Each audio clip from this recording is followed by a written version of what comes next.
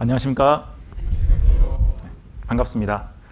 먼저 하나님께 함께 기도드리겠습니다. 천지 만물을 창조하시고 우리의 생사화복을 주관하시는 하나님 아버지 참으로 감사드립니다. 함께 모여 찬양을 하고 또 말씀으로 교훈을 삼고 함께 그 걸어가는 길에 대하여 간증하고 서로 위로하는 교제를 허락하여 주신 것 참으로 감사드립니다. 이 아름다운 교회를 통하여 주님께 영광을 나타내고 이방인들에게 그리스도인의 소망이 무엇인지 명확히 보여주고 또 전달할 수 있게 우리를 사용하여 주옵소서. 후포 지역에서 복음을 전하고 계시는 우리 후포교회 형제자매님들 참으로 주님 오실 날까지 부끄러움 없이 충성을 다하며 열심을 다하고 영혼들을 위하여 부지런히 달려가는 좋은 주님의 군사로 그 삶을 살아갈 수 있게 항상 인도하여 주시고 붙잡아 주시기를 간구드립니다. 우리를 사랑하신 예수 그리스도 이름 받들어 감사하며 기도드렸습니다. 아멘. 함께 성경 창세기 6장 19절을 보시겠습니다.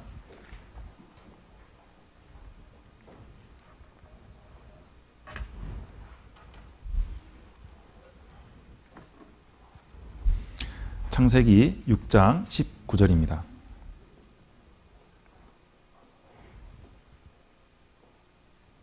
찾으셨으면 함께 읽으시겠습니다.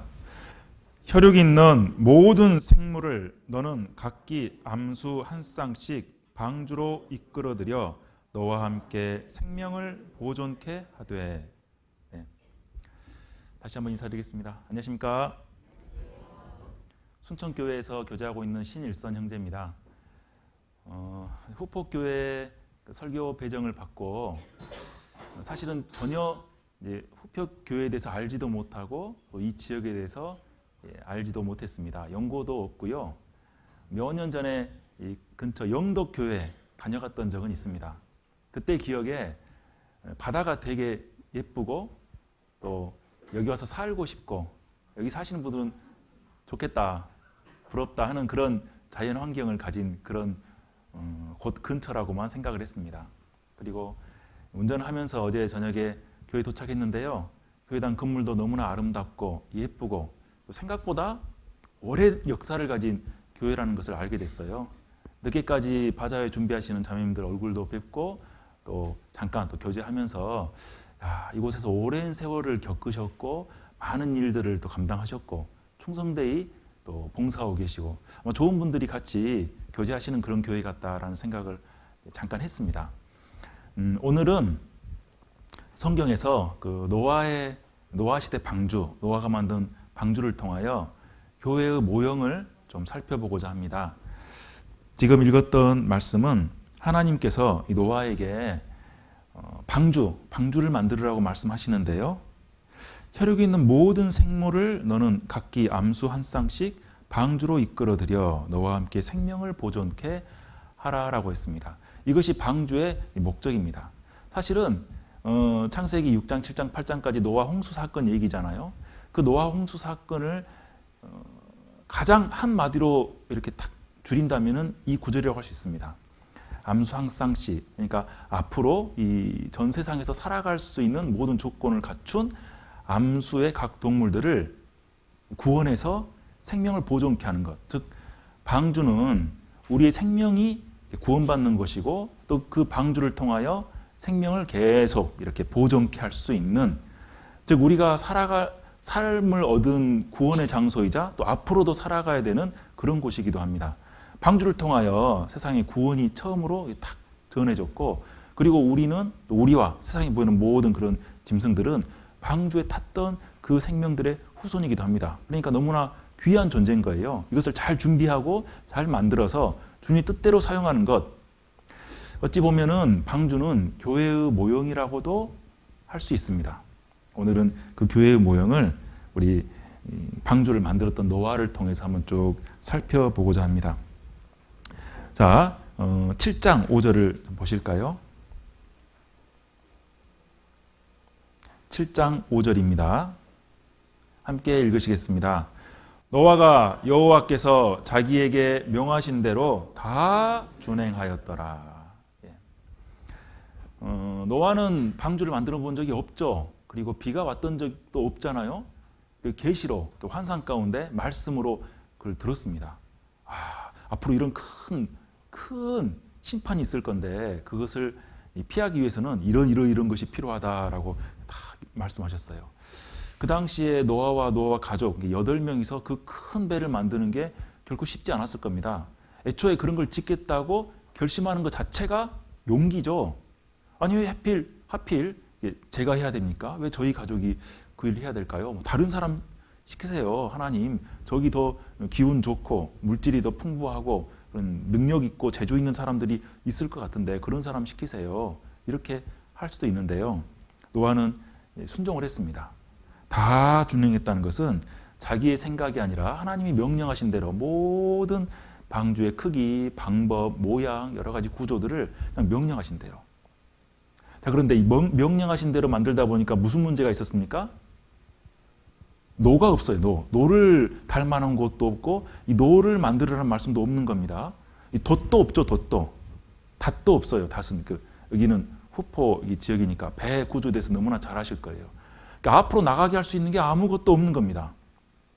이게 무슨 배입니까? 분명히 물에 뜨는 건 배인데, 그렇죠. 하나님이 말씀하신 방주의 목적은 좀 달랐던 거죠.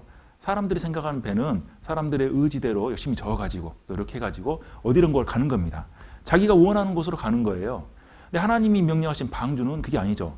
하나님이 구원해줘서 하나님이 원하신 대로 이끌면 되기 때문에 필요 없는 것들은 하나도 만들 필요가 없는 거예요. 저희가 신앙생활 하면서 교회에서 모여서 교제할 때 이런 생각이 들 때가 있어요. 이런 일은 내 경험에 의하면은 내가 회사에서 이런 일을 했었고 또 전공이 이거고 직장에서 이런 일을 하고 있으니까 내 경험에 의하면은 이건 이렇게 하는 게 맞는 것 같은데 라고 의견을 내죠. 의견 내는 건 뭐 좋습니다. 서로 의견이 모아서 이렇게 모사가 많으면은 경영이 성립하니까요. 근데 그 의견이 받아들여지지 않아요. 그리고 그 일을 전혀 안 해본 분이 추진하는 거예요. 그 일을 잘 모르는 분이 책임을 맡았습니다. 예를 들면은 이 건물은 올해 4년 전에 지으셨다겠나요? 한 2014년에 지으셨습니까? 이 건물 지을 때도 아마도 건축 쪽에 좀 이런 거에 좀 잘 아시는 분이 계실 수 있고 그럴 거예요. 그런데 이 건축을 맡으신 건축위원장이나 이런 분들은 또 그 일을 잘 모르시죠. 그런 경우가 있어요. 그래서 목사님하고 많은 의견들을 나눠가지고 이렇게 의견 모아서 만들어 가지만 실은 잘 아는 분 입장에서는 뭔가 빠진 게 있습니다. 배에 이 노도 없고 돛도 없는 것처럼 뭔가 안 맞아요. 그래서 얘기를 한두 번 하는데 이게 잘 받아들이지 않으면 마음에 서운하고 이상하게 느껴집니다. 아니 이렇게 하면 훨씬 더 이걸 아낄 수가 있고 튼튼하고 더 좋은데 왜 이걸 이런 식으로 구조를 만들까? 그때부터 이제 마음에 문제가 생길 수 있죠. 노아도 충분히 그럴 수 있습니다. 많은 사람들이 보는 앞에서 배를 만들었을 테니까요. 많은 사람들이 와서 한마디씩 거들었겠죠. 배 타지도 않을 사람들이, 별로 관심도 없는 사람들이 이걸 누가 이렇게 하냐고, 이건 이렇게 하는 거라고, 아니 무슨 하늘에서 비가 온다고 그러냐고, 이걸 왜 이렇게 하냐고, 그런 많은 말들을 들으면서 노아는 잘 이해되지 않는 배를 만들기 시작했습니다. 그리고 수십 년, 어떤 분은 120년 만들었다고 하는데요. 쭉 계산해 보면 사실 한 6, 70년 정도로 짐작이 됩니다. 굉장히 긴 세월이죠. 그 세월 동안에 묵묵히 하나님이 명령하신 대로 다 만들었습니다. 우리 여기 잡으시고요. 우리 창세기 6장, 7장 이쪽은 잡아놓으시고 출애굽기 25장을 보시겠습니다. 출애굽기 25장에 하나님께서 무엇을 또 만들으라고 명령하신 장면이 나옵니다. 25장 8절 9절입니다.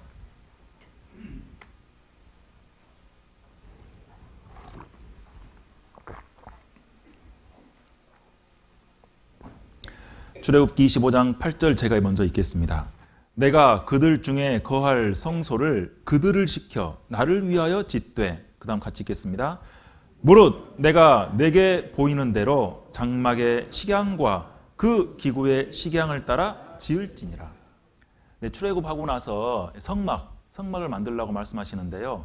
하나님께서 그 성막의 목적을 말씀하시는데 내가 그들 중에 거할 성소를 그들을 시켜 나를 위하여 짓되, 이것이 성막의 목적이고 만드는 방법입니다. 하나님께서 거할 성소고 하나님을 위해서 만드는 건데 누가 만든다고요? 그들을 시켜서, 즉 이스라엘 백성들을 시켜서 만들라고 모세에게 명령하신 장면입니다. 그런데 방법이 뭐냐면은 무릇 내가 너에게 보이는 대로 장막의 식양과 그 기구의 식양을 따라. 그러니까 하나님을 위해서 하나님을 거할 하나님의 집인데 만드는 건 사람들이 만들어요. 근데 방법도 하나님의 방법대로 만드는 겁니다. 이것이 실은 교회의 모습이기도 해요. 우리는 우리의 방법들을 각각 가지고 있습니다. 여기 연세 많으신 분들도 계시고 또 사회에서 한참 어떤 그런 큰 일을 하고 계신 분도 계실 겁니다. 그러면 방법들이 약간씩 좀 달라요. 교제를 인도하는 방법, 바자회를 준비하는 방법, 음식을 만드는 방법, 청소하는 방법도 다 다릅니다. 제가 순천교회에 이제 이렇게 발령을 받아서 한 2년쯤 전에 갔습니다. 정말 교회가 깨끗했어요. 야, 여기 분들은 되게 청소를 잘 하시나 보다. 아니나 다를까 주일에 청소를 정말 열심히 하셔요. 그리고 쭉 살펴보는데 이 비밀이 하나 있었습니다. 그 관리하시는 형제님께서, 전무자 형제님께서 교회당을 어떻게 관리하시냐면은 습식 청소로 관리를 하셔요. 그 뭔지 아십니까? 이 업체에 맡겨서요. 걸레, 그 대걸레 자루를 업체에 맡겨서 위탁해서 한 달에 한 번 정도씩 이렇게 교체를 받는데요. 거기에 이 교회당 구조에 맞는 또 바닥 재질에 맞는 이 큰 규모에 맞는 이 오일 성분을 딱 함유돼서 세탁이 되어온 그 걸레 자루들을 받습니다. 꽤 많습니다. 발판도 업계에 맡겨서 해요. 한 달에 10 얼마 정도 비용이 나갑니다. 제가 그 전에 교회에 있거나 신앙생활 할 때 다른 또 교회에 있을 때는 그 비용도 아깝다고 생각했고 절대 그렇게 걸레 빠는 것을 왜 맡기냐고, 우리가 하면 되지 않냐고 그래서 했습니다. 근데 알고 보니까 공동생활할 때는 습식 청소가 맞는 거예요. 사실은 그 오일이 옷에 묻거나 앉아도 옷을 버리는 그런 게 아니라고 합니다. 그 비율을 딱 맞춰서 주기 때문에 그 교회당을 이렇게 쭉 하면은 바닥에 오일이 있는 게 아니라 미세한 어떤 그런 게 형성이 된대요. 그래서 먼지가 생기지 않고 먼지가 이런 위에 쌓이지 않는 거예요. 봤더니 화분에 있는 나뭇잎에 먼지가 전혀 없고 이렇게 선반 위에도 먼지가 없는 거예요. 그 형제님께서 그런 좋은 방법을 잘 건의해서 이제 받아들였습니다. 제가 순천 와가지고 처음으로 그걸 배웠어요. 아, 이런 좋은 방법들이 있구나. 그런데 왜 그전 교회들에서는 그런 걸 하지 않았을까요? 그것은 서로 간에 다른 여러 가지 방법들을 주장했기 때문에 좋은 방법이 있어도 쓸 줄을 몰랐던 겁니다. 물론 의견들은 다를 수 있습니다. 그 조그만의 비용도 그것도 아껴가지고 헌금해서 다른 데 전도하는 데 쓰기를 원한다면 그것도 맞는 방법일 거예요. 문제는 우리가 서로 말씀을 가운데 두고 교제하고 의논하고 사랑하고 화목하는 가운데 주님이 주시는 지혜를 따라서 교회를 서로 이렇게 보살피고 운영해 가고 관리하는 게 필요한데, 만약에 어떤 한 사람의 주장으로 그것이 전혀 독이 되지도 않고 기쁨도 없는데 억지로 만들어 간다면, 세상의 지혜를 가지고 와서 만들어 간다면 하나님이 그걸 기뻐하시지 않는다겠습니다. 고린도전서 1장에 보면은 우리 가운데 문벌 있는 자나 학식 있는 자가 많지 않다고 했습니다. 오히려 미련한 자를 하나님이 택해서 지혜로운 자를 부끄럽게 하신다고 했잖아요. 그래서 세상에 지혜 있는 분들이 교회 안에 들어오면은 너무나도 대접을 못 받습니다. 그렇죠. 세상에서 대학 교수님, 뭐 어디 굉장히 고위직, 세상에서는 정말 훌륭한 분이고 많은 일을 하시는 분인데 교회 오면은 다 똑같이 청소하고 식사 당번하고 주방에서 봉사하고 아무도 교수님이라고 불러주지 않죠. 그분을 무시해서가 아니라 그럴 필요 없기 때문에. 제가 그 해외에서 잠깐 해외 선교, 이렇게 단기 선교를 갔을 때요. 그 지역도 물론 그렇죠. 빈부 차이에 따라서 계급 사회로 나눠지기도 하고 지역 유지는 대대로 평생 자손까지도 부자로 지역 유지로 사는 그런 곳인데요. 가난한 사람 위주로 복음이 전해졌습니다. 교회당에 다 가난해요. 먹을 걸 걱정할 정도로 가난한 사람이 20-30명 모여있는데 그 마을에서 유일하게 2층 집을 짓고 사는 부자가 전도가 됐어요. 구원을 받았는지는 모르겠지만 받으신 것 같기도 합니다. 오셨습니다. 그 조그만 시골 그 해외 지역에 나뭇잎으로 지은 그 조그만 교회당에 왔어요. 그분이 봤을 때는 좀 우습게 보이죠. 평생 집안 대대로 무시하는 사람들이 모여있는 조그만 교회당, 그리고 자기는 그 동네 유지. 그래서 와서 이거저거 시키고 하는 것을 봤습니다. 이거저거. 자기가 막 교회 왔는데 오래된 이런 분들을. 그분들은 어쩔 줄 몰라 했어요. 그런데 저와 그때 함께 교제했던 선교사님이 그런 거 다 없애고 자매님 그냥 청소부터 하세요. 청소 이거 하세요. 이거 들고 하세요.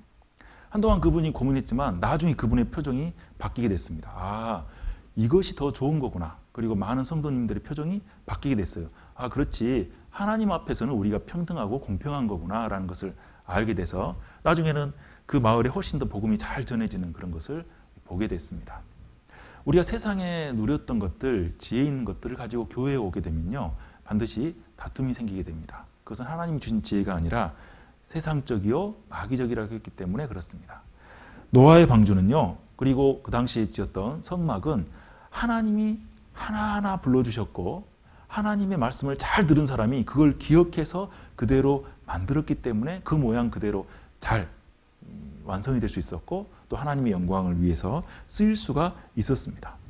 방주의 방향 또한 사람들이 마음대로 할 수가 없었습니다. 하나님이 아라랏산을 위해서 이렇게 아라랏산으로 가기 위해서 이렇게 하실 때 그 안에 있는 사람들은 어디로 가는지도 몰랐어요. 사실 우리 신앙생활이 그와 같아요. 우리 룻기 성경에 보면은 룻, 나오미의 며느리 룻 얘기 아시죠?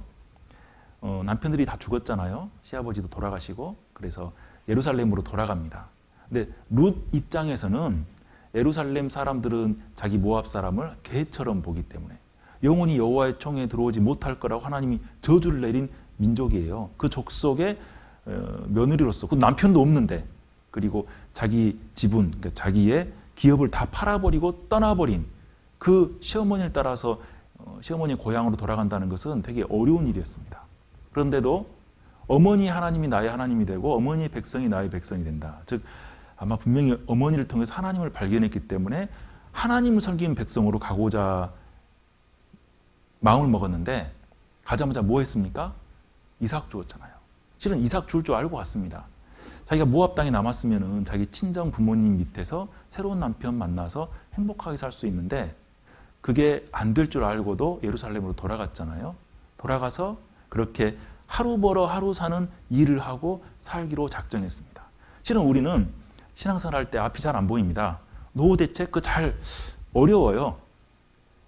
이렇게 뭐 자녀들을 이렇게 좀 잘 교육시켜가지고 좋은 데 좀 보내서 자녀 덕도 보고 우리도 좀 어디 땅 좀 사놓고 집도 사놓고 이렇게 하고 싶은 마음은 있죠. 그런데 사실은 신앙생활이란 게 그렇게 미래를 다 알고 갈 수가 없는 것인 것 같습니다. 어찌 보면 우리는 이 세상에 일용직으로, 임시직으로, 계약직으로 마치 이삭을 줍는 것처럼 그날 본 것으로 그날 양식을 삼는 그러한 삶이 더 적합한지 모르겠습니다. 방주가 그런 겁니다.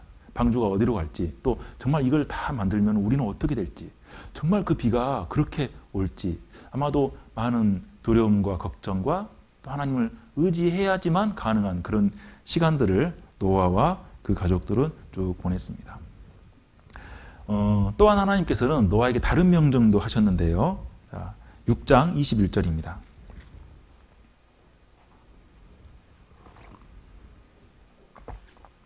6장 21절입니다. 바로 조금 앞으로 가시면요. 함께 창세기 6장 21절입니다. 21절 함께 읽으시겠습니다. 너는 먹을 모든 식물을 내게로 가져다가 저축하라. 이것이 너와 그들의 식물이 되리라. 예. 배만 만든 게 아니었습니다.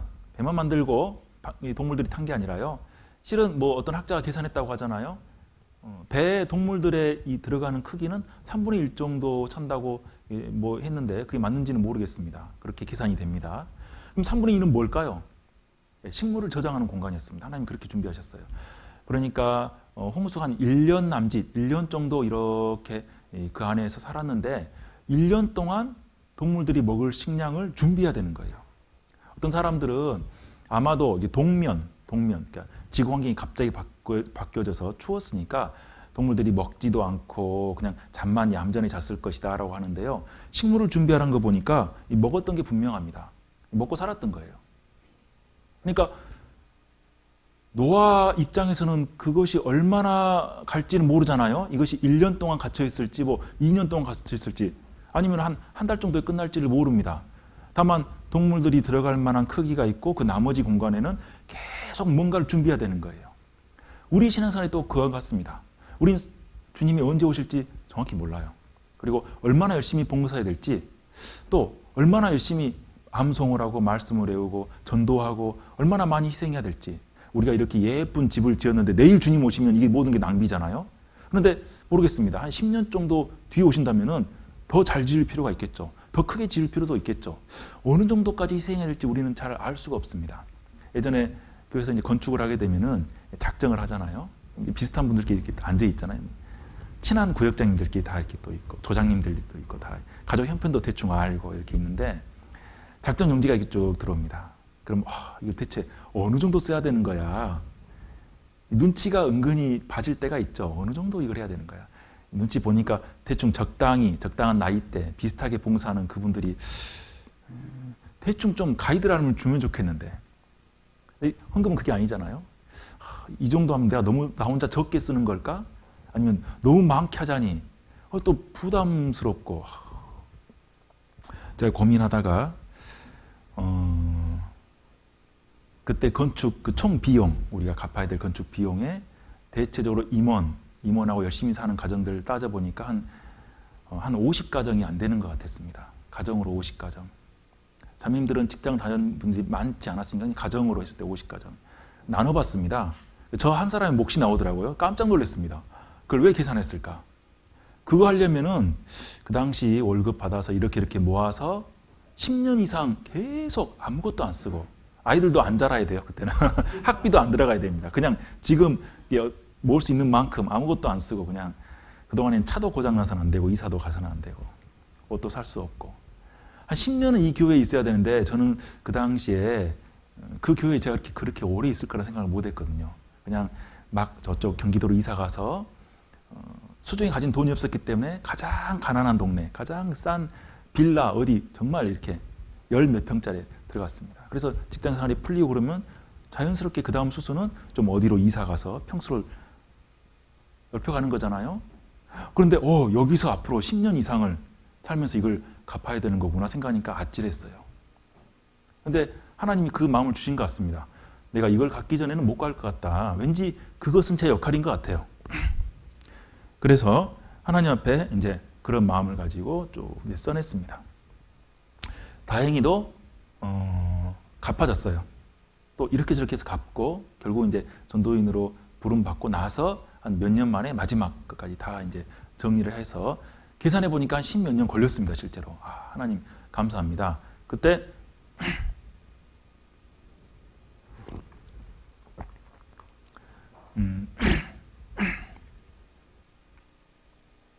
죄송합니다. 제가 비염이 있어가지고요. 코가 좀 막힐 때가 있습니다. 그때 하나님께서 저의 마음에 주셨던 그 마음이 사실은 언제 끝날지는 알 수 없었지만은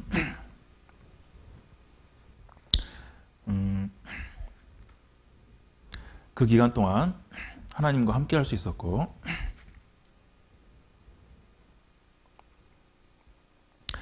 또 하나님으로부터 충분한 은혜를 받을 수가 있었습니다. 우리 역대상 22장을 보시겠습니다.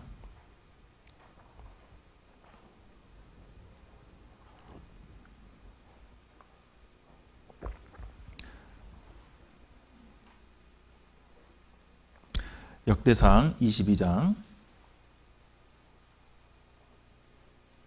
3절 4절입니다. 역대상 22장 3절 4절입니다. 구약성경 643페이지입니다.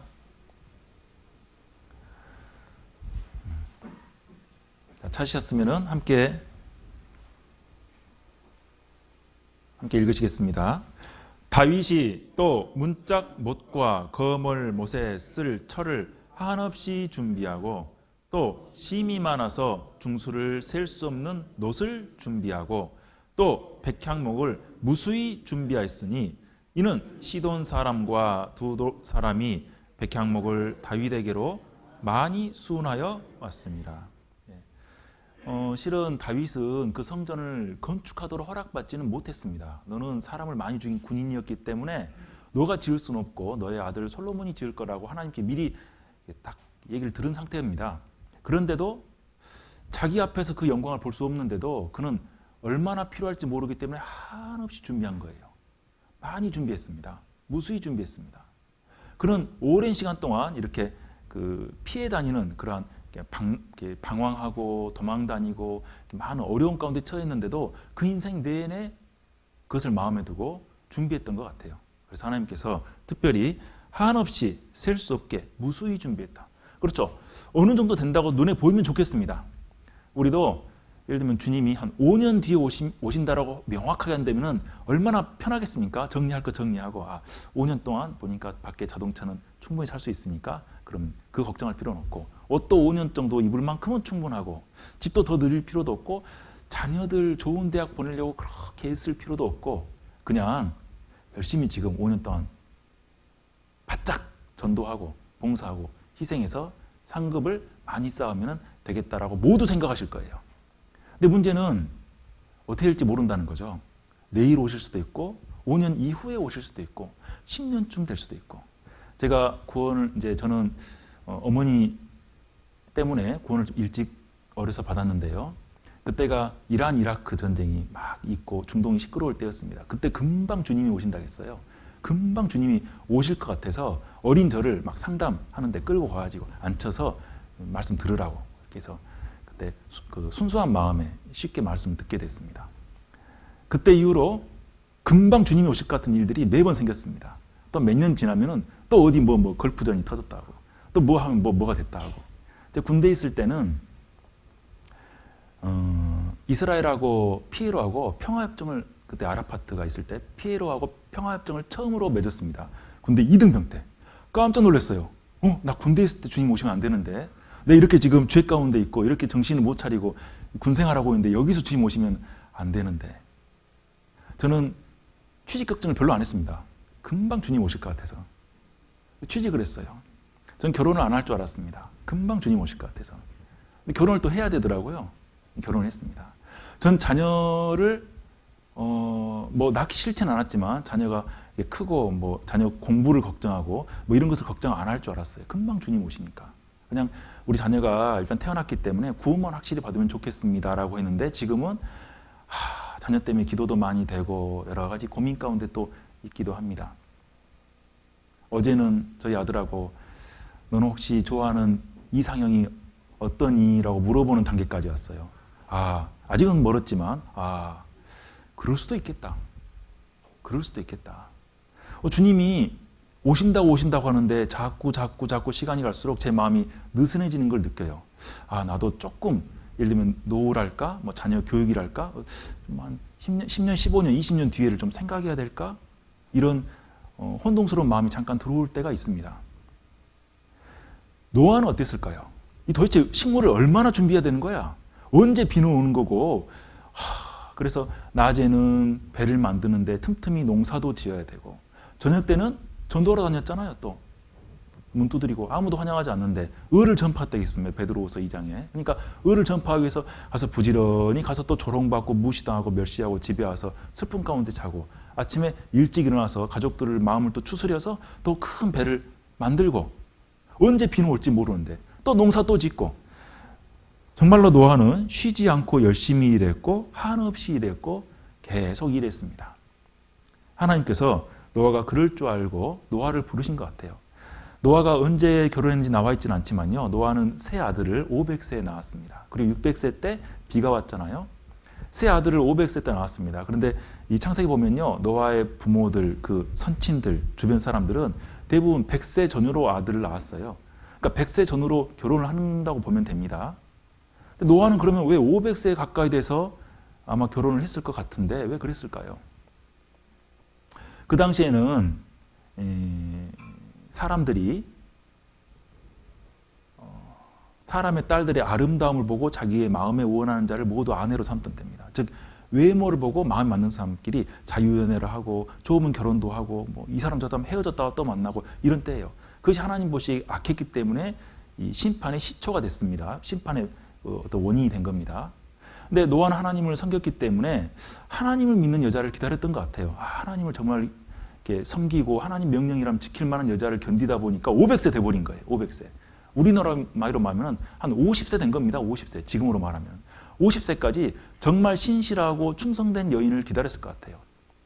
반대로 생각하면 그 노아의 부인도 아니 남들은 다 100 몇 살, 그러니까 한참 좋은 나이에, 한참 사랑스럽고 좋은 나이에 연애해서 결혼해서 아들을 낳는데 하나님 섬기는 정말 듬직하고 우직하고 믿을 수 있는 사람을 못 만났을 것 같아요. 그리고 다 나이 많은 500세 된 노아를 보고 이 사람이 하나님 명령을 지키는 사람이구나. 아마도 그런 스토리가 있었을 것 같습니다. 성경에 그런 말은 안 나와 있는데요. 그랬기 때문에 그 세월을 견딜 수 있고 자녀들을 교육시킬 수 있고 자녀들의 며느리까지 잘 마음을 모아서 하나님의 일을 할 수가 있었습니다. 우리는 앞으로 어떻게 될지 모르기 때문에 사실은 믿음을 가지고 그 일을 견딘다는 게 굉장히 어렵습니다. 그러나 하나님께서는 성경을 통하여 우리에게 약속을 하셨고 그 약속은 곧 우리가 주님 앞에 섰을 때 그 모든 고통 가운데서 눈물을 씻겨주시고 더 이상 애통하는 것이 없다고 말씀해 주셨어요. 여기서 충분히 애통할 만큼 애통하고 또 눈물이 흘릴 만큼 눈물을 흘리고 하나님 앞에 수고할 만큼 수고하면은 우리는 방주에 들어가서 구원을 얻는 것처럼 주님 앞에서 평온한 기쁨을 누릴 겁니다. 하나님이 그 약속을 성경에 주시잖아요. 자, 이렇게 식물을 키우고 식물을 준비하고 방주 짓는 것은 이것은 굉장히 큰 이제 수고입니다. 우리 교회를 만들어가는 건요, 이 수고가 필요해요. 하나님이 그들을 시켜 만들어 있잖아요. 우리가 이 교회를 갖고 가는 겁니다. 눈에 보이는 건물도 갖고 가는 거지만 우리의 관계들도 갖고 가는 거예요. 거기는 수고가 필요합니다. 땀 흘리는 게 필요하고요. 많은 의논과 노력과 또 시행착오도 필요해요. 시행착오도 필요합니다. 데살로니가전서 2장을 보시겠습니다.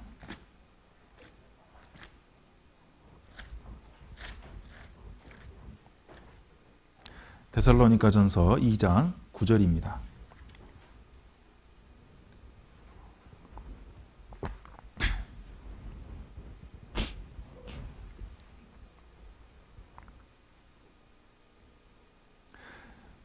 (2장 9절) 함께 읽으시겠습니다.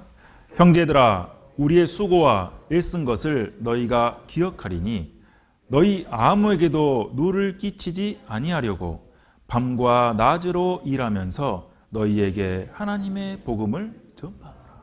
그렇죠. 우리는 밤과 낮으로 일하는 게 맞습니다. 휴가 때 바람 쐰다고 멀리 가서 쉬는 것은 가끔 필요하지만 우리 혹시 기쁨이 정말 그런 데서 온다면은 일하는 기쁨에서 기쁨을 얻지 못한다면 그리스도인답게 살고 또 때로는 핍박을 당하고 곤란한 가운데 처하는데 그것이 구원받은 사람이라는 증거라는 그 기쁨이 마음에 없고 그냥 이렇게 취미 활동하고 어디 건강 챙기고 바람 쐬는 데서 진정한 기쁨을 느낀다면은 서글픈 일이 아닐까 생각합니다. 제가 교사로 봉사할 때 예전에는 학예 수양회 때 되게 뭐가 많았잖아요. 초등부 또 그때는 교회들이 다 적으니까요. 수양회 어린이 그 연극 같은 거 발표 연습하면은 교회 청년들은 다 붙어서 또 준비를 하고 한 달 정도 계속 시나리오 쓰고 수정하고 연습하고 인형 탈 만들고 이런 것들을 하잖아요. 대학생들은 이제 방학 시작하면 이제 그게 본격적으로 시작되는 겁니다. 그때는 아르바이트도 안 했어요. 그때는 시대적으로 아르바이트를 많이 안 했을 뿐 아니라 구원받은 사람이 그렇게 무슨 아르바이트냐, 교회에서 봉사하고 교제해야지 뭐 이런 것 때문에요. 쓸 돈도 없고 뭐 이렇게 즐길 만한 돈 그런 것도 없죠. 그럴 시간도 없고 오직 눈 뜨면 교회로 가는 겁니다. 그래서 라면 끓여 먹으면서 하루 종일 그걸 연습하는 거예요. 아침부터 저녁이 되면 또 퇴근하신 분들, 직장인들이 와서 같이 불을 훤히 밝혀놓고 12시, 1시까지 있다가 또 차 있는 형제님이 운행해주면 그거 타고 한 바퀴 집에 오면 한 2시나 돼서 쓰러져 자고 또 어떤 형제들은 그 예전에 농고에서 수양회 할 때는 농고에서 또 이렇게 일을 해야 되거든요. 만들고 땅 파고 뭐 하고 뭐 청소하고 또 한 달 정도 합니다. 온 몸이 욱신거리고 쑤시고 인형극해도 잘 늘지는 않고 그렇게 한 보름 정도 지나면요 온 몸에 기름기가 싹 빠집니다. 사람이 휑해져요. 그리고 오직 깡만 남게 돼요. 남아서 교제하는데 이 처음엔 기쁨과 즐거움과 설렘으로 시작하다가 자꾸 누군가는 틀리고 또 누구는 오늘 안 오고 빠지고 녹음했는데 잘 안 되고 점점 얼굴이 굳어져 가고 그렇게 되죠. 그러다 가끔씩 쉬는 날이 하루씩 있어요. 하루 쉬는 날 이렇게 빨간 날 이런 날 하루 쉬는 날이 있습니다. 그러면은 누군가 입에서 그렇게 얘기하죠. 아유, 그냥 오늘 내일은 하루 쉴까요? 연습하지 말고 내일은 그냥 푹 좀 집에서 잠 좀 자면 좋겠습니다. 그럴 때 꼭 옆에서 뭐라 합니까? 뭐라 해요? 쉬는 건 천국에서. 밤낮 쉬지 않는 그리스도인이 사실 맞는 거예요. 쉬는 건 어디서요? 같이 해볼까요? 쉬는 건 천국에서. 노아는 쉬지 않고 밤낮 일했습니다. 근데 혼자 일한 게 아니죠. 그가 그 큰 배를 만들고 그 세월을 견딜 수 있었던 것은 가족이 있었기 때문에 그렇습니다. 빌립보서 4장을 보시겠습니다. 빌립보서 4장입니다.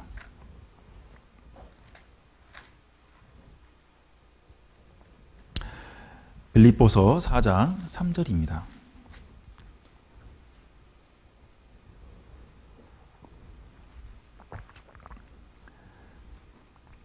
함께 읽으시겠습니다.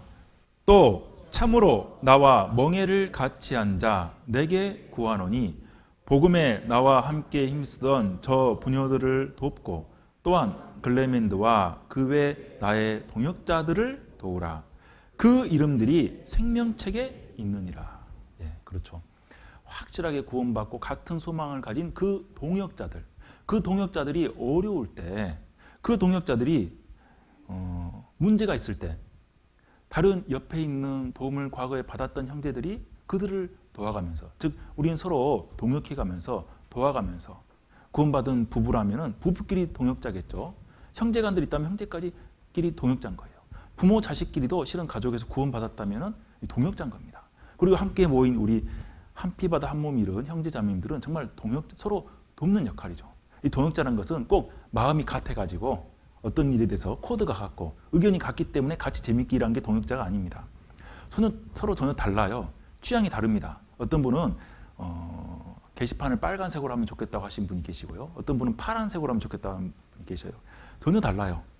어떤 분은 전도를 잘하셔요. 어떤 분은 이게 온유해가지고 이렇게 새로 들어온 식구들 잘 이렇게 키워줍니다. 성격이 온유하고 남을 배려하는 분들은 실은 전도하는데 조금 소극적일 수가 있어요. 왜냐하면 너무 배려를 하다 보니까 말을 용기 있게 내는 용기가 부족할 수 있습니다. 반면에 전도 잘하시는 분은요, 직설적이에요. 직진형이죠. 그래서 어디 가나 용감하게. 대신 그분들이 교회 안에서 이렇게 화목할 때 잠깐 실수할 수는 있죠. 말이 조금 직접적으로 나오니까. 그럼 서로 잘 안 친해요. 왜 저분은 저렇게, 저분이 전도도 많이 했지만 실적도 많이 시켰다고 하면서 싫어하고, 이분은 아니 왜 저렇게 자기 부모님도 전도 안 하고 저렇게 있냐고, 서로 잘 안 맞습니다. 근데 그것이 동역자인 거예요. 그분은 전도를 하시고 이분은 새로운 영혼들을 케어하시고, 교회는 여러 가지 그런 모습들이 함께 섞여가지고 동역을 하고 있습니다. 우리 출애굽기 35장을 보실까요?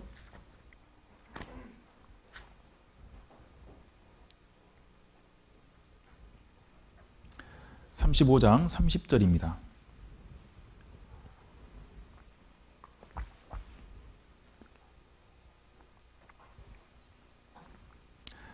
출애굽기 35장 30절입니다.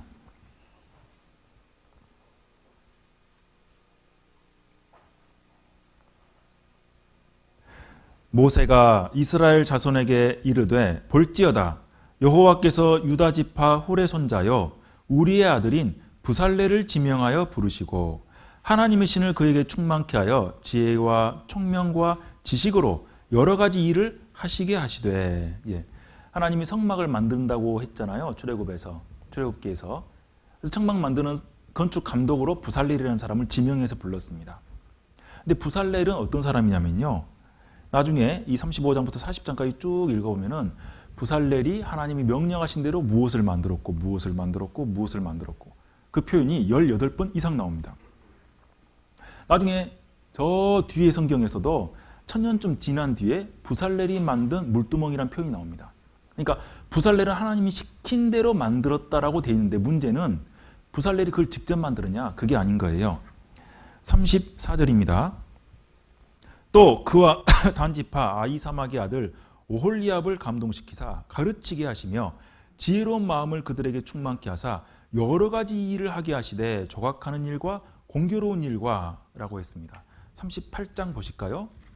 조금 뒤로 넘어가시면은 38장에 22절입니다.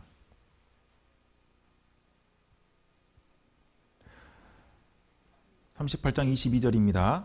유다 지파 훌의 손자여 우리의 아들인 부살렐은 여호와께서 모세에게 명하신 모든 것을 만들었고 단 지파 아히사막의 아들 오홀리압은 그와 함께 하였으니 오홀리압은 재능이 있어서 조각하며 또 청색, 자색, 홍색 실과 가는 배실로 수놓은 자더라. 동역자의 관계가 잘 설명되어 있는데요. 부살렐은 하나님께서 명하신 대로 만들었다는 표현이 자꾸 강조가 되고 있습니다. 그런데 이 오홀리압은 재능이 있는 자고 또 가르치는 자라고 강조가 되어 있어요. 실제로 뭔가를 만드는 구체적인 방법은 오홀리압이 잘 알고 할 줄 아는 사람입니다. 그래서 자원하여 온 일꾼들에게 이건 이렇게 만드세요 가르치는 일을 했고 실제로 잘 만들었어요. 즉 직접 만든 사람들은 오홀리압과 그 오홀리압의 밑에 있었던 그 일꾼들이었습니다. 하나님께서는 일꾼들을 불러 쓰실 때 순종하는 사람과 또 재능 있는 사람을 불러 쓰십니다. 그리고 위치상 순종하는 사람을 위에 두셔요.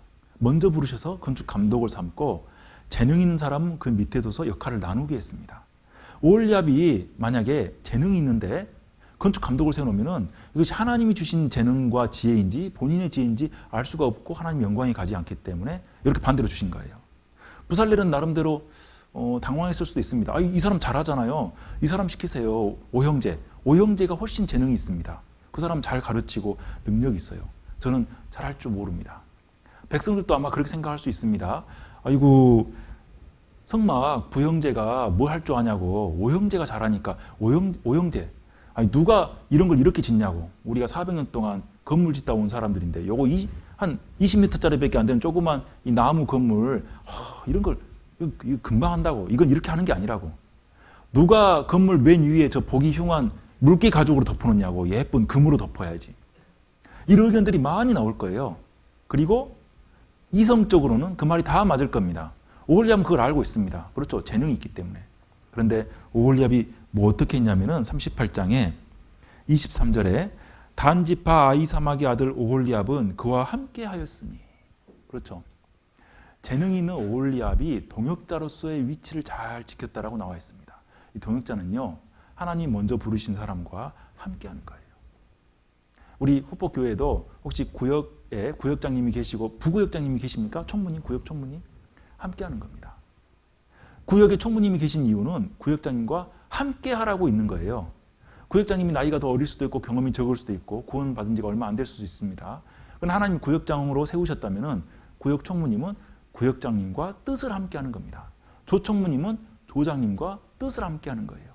조장님은 구역장님과 뜻을 함께 하는 거고 구역장님은 교구장님과 뜻을 함께 하는 거고 교구장님은 봉사회장님과 뜻을 함께 하는 거고 봉사회장님은 목사님과 뜻을 함께 하는 겁니다. 그게 하나님이 주신 동역자의 관계예요.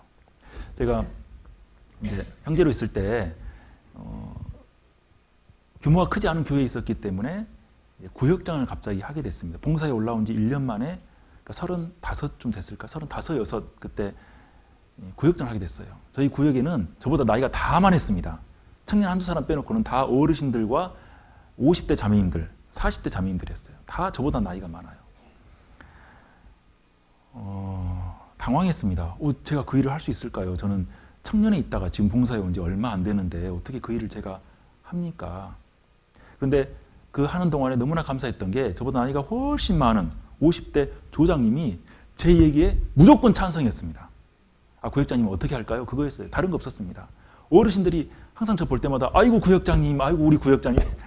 전 너무 민망했어요. 그분들이 저한테 먼저 인사를 하면 민망했어요. 제가. 아니 거의 자식벌 만한 된 사람한테 뭘 그렇게 먼저 인사를 하시고 아이고 우리 구역장님 이렇게 하시는지. 그래서 제가 열심히 안 할 수가 없었습니다. 그게 지혜입니다. 그게 지혜예요. 구역이 활발하려면요. 구역의 모든 임원들과 많은 식구들이 구역장님 또는 조장님한테 적극적으로 따라주고 함께 하는 것. 그래서 저는 조장님이 뭐 하시자고 하면 100% 다 했습니다. 조장님이 항상 제 의견을 들어주셨기 때문에 또 조장님이 어떤 의견을 내시고 이렇게 하면은 저는 일단 잘 모르잖아요. 그래서 100% 예, 알겠습니다. 그렇게 하시죠. 그냥 그렇게 했어요. 그러면은 모두가 또 따라주셨어요. 참 신기했습니다. 저는 지혜가 없고 경험도 없고 나이도 어린데 하나님께서 그 구역을 너무나 재미있게 이렇게 이끌어 주셨던 기억이 납니다. 모르겠습니다. 저만 재미있는지는 몰라도 많은 분들이 인내하고 참아줬던 것, 그것이 지금도 그때가 그리워요. 왜? 그때는 많은 분들이 다 동역자였기 때문에. 우리는 교회에서 동역자로서 살아갑니다. 만약에 스스로 지혜 있다고 생각하는 순간, 스스로 내가 조금 더 많이 한다고 생각하는 순간 동역자의 위치에서 벗어나게 되고 관계는 깨지게 되고 이제 이 교회는 시끄러워집니다. 생각해 보세요. 방주에 탔어요. 그런데 8명이서 서로 마음이 안 맞다면 얼마나 괴로울까요? 그 좁은 방주에서, 실은 우리가 이제 130m짜리 배라고 하지만 실제 요즘 건조되는 배에 비하면은 이 노아방주는 작은 편에 속합니다. 거기에 3분의 1은 동물들이 가득 차 있고 식량 가득 차 있고 8명이 생활하는 공간은 얼마 안 되는데 거기서 1년 넘게 거기서 모여 있는데 마음이 안 맞아요. 혹시 교회 오시는데 그럴 때 있습니까? 밖에서 직장 생활하고 일할 때는 아무 문제가 없어요. 오히려 이방인들이 매너가 좋습니다. 서로 간에 이렇게 딱 지켜야 될 선이 있기 때문에 조심하고 인격적으로 대해줘요. 근데 교회만 오면 달라요. 혹시 그럴 때 있어요? 그럴 수 있죠. 내가 밖에 있을 때면은 저런 분은 상대도 안 할 뿐이에요. 성격도 맞지도 않고 친하지도 않아요. 아유, 저렇게 말을 함부로 하는 사람하고는 저는 얘기도 안 합니다. 이런 분도 있는데 어쩌다 보니까 같이 임원을 해야 되고 같은 구역에 같이 의논을 해야 돼요. 때로는 교회에 오는 게 마음이 불편할 때 있어요. 계속 봐야 되잖아요. 그리고 하나님이 사랑하라고 묶어주신 관계인데 사랑이 안 올라옵니다. 얼마나 괴롭습니까? 용서하라고 하는데 마음에서 용서가 안 돼요. 그냥 약속만 하는 거지 용서가 정말로 안 된다면은 그것은 너무나 괴로운 걸 겁니다. 우리는 서로가 서로에게 동역을 해줘야 돼요. 함께 전도할 때 함께 달려가서 기도할 줄 알아야 되고 누군가 다 빠져나가시고 혼자 누군가가 정리하고 있다면 가지 않고 남아서 같이 정리해 줘야 되고 제가 저희 자매를 이제 만날 때 소개받을 때 무엇이 생각났냐면은 저는 저희 자매하고 얘기도 해본 적이 없고 같은 교회 안에서 특별히 친하지도 않았고 뭐 관심을 갖지 않았습니다. 자매들은 다 저는 친하지 않았어요. 그냥 이렇게 지나갔는데요. 그 자매를 딱 소개받는 순간 그게 떠올랐습니다. 무심코 지나가면은 저희 자매는 초등부에서 봉사했는데 초등부 이렇게 교실이 이렇게 있잖아요. 그럼 항상 뭔가 맨 나중에 방석 정리하는 쪽에 속했어요. 약간 그런 쪽이었어요. 항상 나중에 지나갈 때 누군가 하고 있으면 가지 못하고 와서 같이 청소해주는 청년들은 재미있게 떠들다가 갈 때 훅 빠져나갈 때 있잖아요. 그런데 뭔가 뒷정리를 해야 될 것 같은 느낌이 들면 누군가 빗자루를 들고 방석을 정리할 때 그걸 그냥 보지 못하고 항상 약간 돕는 쪽에 속해 있었습니다. 그래서 이 사람은 교회에서 누군가를 돕고 동역하는데 참 마음이 있는 사람이구나. 그래서 결혼을 쉽게 결정할 수 있었습니다. 지금도 그런 역할을 가지고 있어요. 항상 저를 도우려고 하고 동역하려고 하고 항상 어려움을 같이 기도해 주려는 그런 마음들을 제가 늘 지금도 느끼고 있습니다. 우린 그런 관계로 살아가는 거예요. 부부간에, 가족간에, 우리 형제 자매님들끼리. 이제 배가 완성됐습니다. 드디어 이제 배가 완성됐습니다. 방주를 다 만들었어요. 그럼 어떻게 되죠? 어떻게 됩니까? 들어오잖아요, 동물들이. 깜짝 놀랐을 거예요. 야, 세상에 이런 동물이 있구나. 노아가 평소에 관심 없던 동물 있잖아요. 뭐 이런 개미핥기 이런 것들. 나무늘보 되게 느려. 나무늘보 되게 느려. 또 징그러운 벌레들, 뭐 거미, 이상한 그런 것들, 도마뱀, 독수리 이런 것들, 필요 없는 것들. 노아가 좋아하는 동물들 아마 뭐 개, 고양이, 토끼, 뭐 오리, 닭 이런 도움되는 가축이겠죠. 근데 하나님께서는 아무 상상식 냄새나고 더럽고 관심도 없고 징그러운 동물들을 다 왜? 그들도 생육하고 번성해야 되기 때문에. 하나님이 만드신 피조물이기 때문에. 자, 교회는 이렇게 다양한 분들이 모입니다. 하나님 그걸 원하셔요. 사도행전 10장을 보시겠습니다.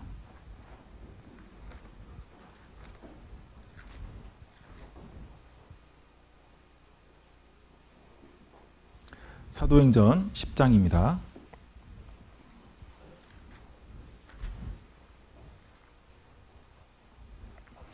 사도행전 10장 11절부터 제가 읽겠습니다. 하늘이 열리며 한 그릇이 내려오는 것을 보니 큰 보자기 같고 네 귀를 메어 땅에 들이웠더라. 그 안에는 땅에 있는 각색 네 발 가진 짐승과 기는 것과 공중에 나는 것들이 있는데 또 소리가 있으되 베드로야 일어나 잡아먹으라 하거늘 베드로가 가로되 주여 그럴 수 없나이다. 속되고 깨끗지 아니한 물건을 내가 언제든지 먹지 아니하였사옵나이다 하되 또 두 번째 소리 있으되 하나님께서 깨끗게 하신 것을 내가 속되다 하지 말라 하더라. 이런 일이 3번 있은 후 그 그릇이 곧 하늘로 올리워 가더라. 베드로가 본 바 환상이 무슨 뜻인지 속으로 의심하더니 마침 고넬료에 보낸 사람들이 시몬의 집을 찾아 문 밖에 서서라고 했습니다. 무슨 내용인지 아시죠? 처음으로 이방인이 전도되는 과정입니다. 베드로도 유대인입니다. 그래서 유대인들은요 뼛속 깊이 이방인은 하나님을 섬길 수도 없고 섬길 필요도 없고 지옥의 불쏘시개 깜밖에 안 되는 존재들이라고 생각하는 거예요. 개와 같이 생각합니다. 그들에게 전도의 대상이 아닌 거예요. 유대인이 생각했을 때는. 그리고 베드로가 구원을, 그러니까 예수님을 확실히 알고 구원받은 사람이지만 그 생각은 여전히 같이 갖고 있었습니다. 즉 우리의 모임 가운데 하나님을 섬기고 또 거기에 더해서 예수님을 믿게 된 우리의 모임 가운데 이방인이 들어올 자리는 없었던 거예요. 부정한 사람들이거든요. 하나님께서 환상으로 부정한 짐승을 먹으라고 하는 거예요. 저는 언제든지 율법을 어긴 적이 없습니다. 부정한 짐승은 먹은 적이 없어요 라고 말을 하는데 하나님께서 여기서 말씀하신 깨끗게 하신 것들, 그것은 이방인들을 말한 거였습니다. 하나님이 이방인들을 복음을 전해서 구원받게 해서 교회에 들어올 것을 얘기하신 거예요. 그 환상이 고넬료의 집에 가서 그들이 그 가족 전체가 구원받는 걸 보고 베드로가 안 겁니다. 아, 이방인들도 하나님을 믿을 수 있고 예수님을 통하여 구원받을 수 있구나. 성령이 임할 수 있구나. 아, 그들에게 복음을 전해도 되는 거구나. 그게 하나님의 뜻이었구나. 우리도 교회에서 생활하다 보면은 전혀 다른 분들을 만나잖아요. 너무 달라요. 달라도 너무 다릅니다. 이야, 정말로 야, 이방인보다 못하네라는 그런 말도 나올 정도로 성격도 다르고 안 친하죠. 잘 안 맞아요. 내가 만약에 구원 안 받았다면 내가 저런 사람하고 만나서 얘기할 일이 있을까? 마치 유대인들이 이방인 생각하듯이 어쩜 저럴 수 있을까? 어떻게 저러지? 희한해. 어떻게 저런 생각을 하고 저런 말을 할 수 있을까? 정말 알 수가 없네 라고 생각하는 분들이 생길 수가 있습니다. 이게 이제 교회 안에 일어나는 여러 가지 일들입니다. 실은 세상에 부정한 짐승이 더 많습니다. 정한 짐승보다. 실은 세상에는 부족한 사람들이 더 많습니다. 나와 친하지 않은 사람이 더 많을 수 있어요. 교회에 와서 처음에는 천사 같고 너무나 기쁘고 감사하고 여기서는 말씀대로 살기 때문에 다 서로 위해 줄 줄 알았는데 신앙생활 하면 할수록 여러 가지 일을 겪게 되죠. 우리 후법교회는 역사가 오래되시기 때문에 많은 일을 겪으셨을 겁니다. 그런데 왜 그런 분이 내 옆에 있을까요? 왜 그런 분이 옆에 있을까요? 왜? 내가 부족한 부분이 있기 때문에 나를 깎기 위해서 그분이 계시는 거예요. 그분도 부족한 부분이 있기 때문에. 동글동글동글한 이런 잘 이렇게 맨질맨질한 조약돌 같은 거 있잖아요. 바닷가에. 이런 것들은 서로 모아놔도 부딪혀서 소리가 나지 않습니다. 맨질맨질하기 때문에. 그냥 그 모습 그대로 거의 있어요. 그냥 그렇게 모아놓고 흔들어도 그 모습 그대로 있습니다. 그런데 좀 날카로운 이런 깨진 돌들, 이걸 모아놓고 흔들면요, 거기서 시끄럽고 다툼이 생기고 불꽃 튀는 그런 모양들이 일어납니다. 대신 그것들이 점점점 이렇게 다듬어져 가는 거죠. 동그랗게 점점점 변해가는 거예요. 만약에 다 동글동글동글하기만 한 돌 가운데 모난 돌을 하나 넣어놓고 흔들면요, 그 모난 돌은 계속 변하지 않습니다. 왜? 부딪힐 사람이 없으니까. 우린 때로는 그런 환경을 원하죠. 나한테 문제가 있는 건 알아. 그런데 저런 사람들하고 그렇다고 있고 싶진 않아. 나는 좋은 사람들하고 있고 싶어. 그럼 나는 언제까지든지 계속 모난 돌로 있는 거예요. 그 모난 부분이 그대로, 왜? 다른 분들이 배려해 줘버리니까. 지나가니까. 부드럽게 감싸 안아주니까. 모르고 지나가는 거예요. 내가 이런 부끄러운 모습을 가지고 있는지 모르는 겁니다. 근데 그 가운데 모난 돌들이 하나씩 들어오기 시작하면은 이제 잘 지내다 한 번씩 만나서 불꽃이 튀고 깨지고 소리가 나게 되죠. 그것이 하나님의 역사입니다. 교회는 그런 과정을 거치게 돼 있어요. 그래서 하나님께서 부정한 짐승들을 교회 안에 넣어서, 방주 안에 넣어서 그것들도 생육하고 번성할 수 있게 하나님이 하신 것 같습니다. 우리는 그런 사람들을 어떻게 봐야 될까요? 그런 분들. 때로는 아직 구원이 아닌 분이 있을 수도 있고요. 구원 받았는데도 잘 변화가 늦게 되는 분들. 괴로운 사람들. 우리는 어떻게 될까요? 골로새서 3장을 보시겠습니다.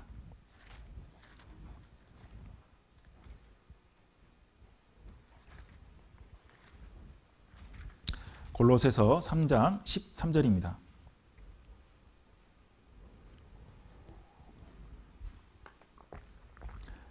골로새서 3장 13절 14절입니다. 제가 먼저 읽겠습니다.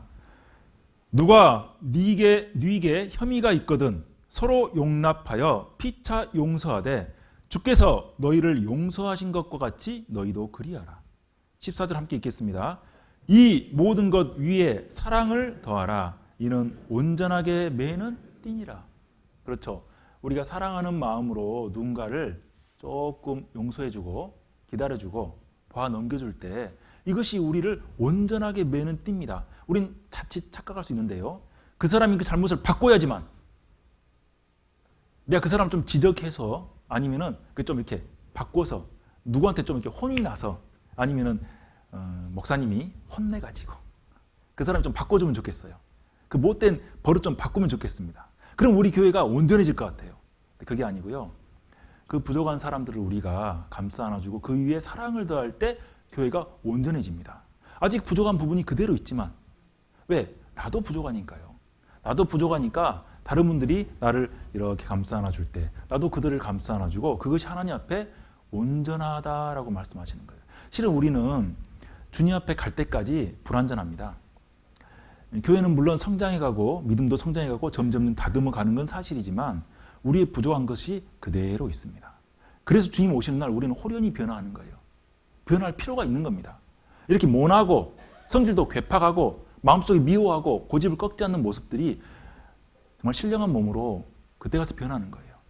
온전한 진짜 완벽하게 온전한 모습은 교회가 들림 받았을 때 휴거됐을 때 주님 앞에 예쁜 신부로 단장하고 올라가서 혼인잔치를 벌일 때 그때 슬픔도 없고 완전해지는 거예요. 우린 지금 그것을 여기서 바라고 있는지는 모르겠습니다.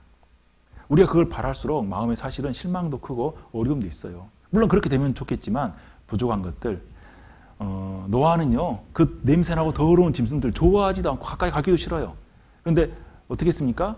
그것들을 위해서 음식을 준비했잖아요. 먹여야 되는 거죠. 이 출애굽 기간에 이 텐트들을 이렇게 장막을 쳐놓으면 각각의 지파를 쳐놓으면은 그 주변에 뭐가 내렸습니까? 만나가 내렸어요. 그렇죠. 그 만나를 누가 거두러 갔냐면은 그 장막의 대표자 한 사람이 거두러 갑니다. 그리고 그 장막에 있는 사람 수대로 거두러 가는데 그 수만큼 거두어서 구울 것은 굽고 삶을 것은 삶았어요. 그러니까 부드러운 음식이 필요한 사람은 삶아서 줬을 것이고 딱딱한 음식이 좋은 사람은 그 한 사람이 그것을 위해서 열심히 준비하는 거잖아요. 마음에 맞지 않는 사람의 음식까지 준비하는 거예요. 그것이 우리가 하는 여러 가지 수고입니다. 우리는 마치 방주 안에 언제 끝날지 모르는 홍수가 끝나길 기다리는 사람들, 노아 가족처럼 동물들의 때에 맞게 식물을 공급해주고 거기 나오는 쓰레기들을 또 모아서 처리하고 또 만나기 싫은 동물도 가서 돌봐줘야 되고 왜 하나님이 그 생명을 보존케 하라겠기 때문에 굶어 죽지 않도록 어디 고통받지 않도록 병 걸리지 않도록 계속 돌봐줘야 되고 그것이 노아 가족들의 일이었어요. 교회가 그와 같이 서로 용납하고 돕고 그리고 서로 사랑한다면 우리는 온전해지는 겁니다. 그 온전해진 모습을 이방인들이 봐요. 이방인들이 봅니다. 이방인들이 와서 우리들 모습을 보고 이 교회는 뭔가 다릅니다라고 가끔 얘기하잖아요. 예전에 지금은 좀 덜 그렇죠. 이제 공주 수양관이 너무 커져 버렸고 너무 이제 분주해졌습니다. 농고에서 수양회를 할 때는요, 그렇게 많이 모이지는 않았습니다. 그런데 모이면은요, 청년인 제 눈에 보기에도 구원받은 사람과 받지 않은 사람이 명확하게 구분이 됐습니다. 명확했어요. 거의 명확했습니다. 90% 이상 딱 알아요. 구원받은 사람은 기쁨과 감사함과 즐거움과 기대에 가득 찬 게 보이고 구원받지 않은 사람은 뭔가 세상적인 표정이 다 있어요. 꼭 비가 왔죠. 중간에 한 번씩 큰 비가 와가지고 뭐 거푸집들이 둥둥 떠다니고 그럽니다. 그러면은 갑자기 우산이 없잖아요. 그 우산이 어디 있습니까? 그런 이상한 텐트 같은 데서 자고 있는데 구원받은 사람들은 구원받지 않은 사람한테 선뜻 우산을 내줘요. 다 비 맞고 다녀야 되는데 화장실 저 위에 밖에 외부에 있고 하니까 우산을 내줍니다. 그분들은 깜짝 놀래요. 어디서 자식 어떻게 만날 줄 알고 이 운동장 한가운데서 우산을 주는 거예요.